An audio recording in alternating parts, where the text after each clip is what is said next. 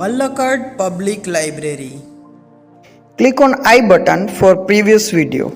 આ library કેરલામાં September 2013થી શરૂ કરવામાં આવી હતી. આ એક મોડર્ન લાઇબ્રેરી ઉપરાંત એક ઇન્ફોર્મેશનનું centre, knowledge, wisdom, cultural activities, research અને રેફરન્સ માટેની પણ જગ્યા હતી.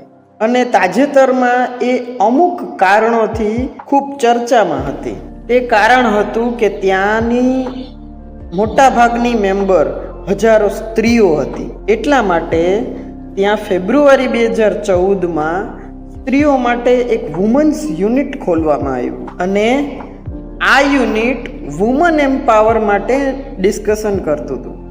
લાઇબ્રેરીએ તે ઉપરાંત અલગ અલગ એક્ટિવિટી માટે પોતાનો હોલ ખોલી દીધો હતો, જેમ કે film screening, workshop, home economic workshop, gardening, child care, arts અને સ્ત્રીઓને ફેમિલી કોન્ફ્લિક્ટ માટે પણ હેલ્પ કરવામાં આવતી હતી અને લીગલ ડિસ્પ્યુટ અને પ્રોફેશનલ જે પ્રોબ્લેમ્સ હતી એના માટે પણ આ લાઇબ્રેરી એને હેલ્પ કરતી હતી. ત્યાંના સેક્રેટરીએ પોઈન્ટ આઉટ કર્યું કે રીડિંગ દ્વારા સ્ત્રીઓને પોતાની તાકાત જાણવા મળી અને તેઓએ પોતાની એક યુનિટી ફોર્જ કરી. ફોર્જ મીન્સ બનાવી. સામાન્ય રીતે મેલ રીડર્સથી ત્યાંના રીડિંગ રૂમ્સ હતા ને એ ખચોખચ ભરેલા રહેતા હતા અને સ્ત્રીઓ મોટા ભાગે પોતાનો સમય ટીવી જોવામાં જ વેડફી નાખતી હતી. અને બીજી પ્રોબ્લેમ એ હતી કે રૂરલ એરિયામાં જે ગામડાઓમાં સ્ત્રીઓ રહેતી હતી એને રાત્રે ઘરેથી નીકળવાની બહુ પ્રોબ્લેમ પડતી હતી. એટલા માટે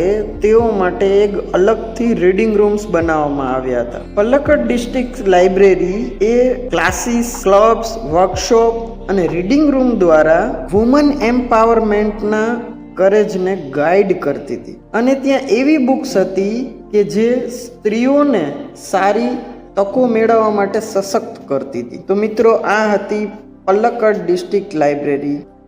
તો મિત્રો, તમને શું લાગે છે, આવી લાઇબ્રેરી આપણા ડિસ્ટ્રિક્ટમાં પણ હોવી જોઈએ કે નહીં? તમારો ઓપિનિયન કમેન્ટમાં જણાવજો. Thank you.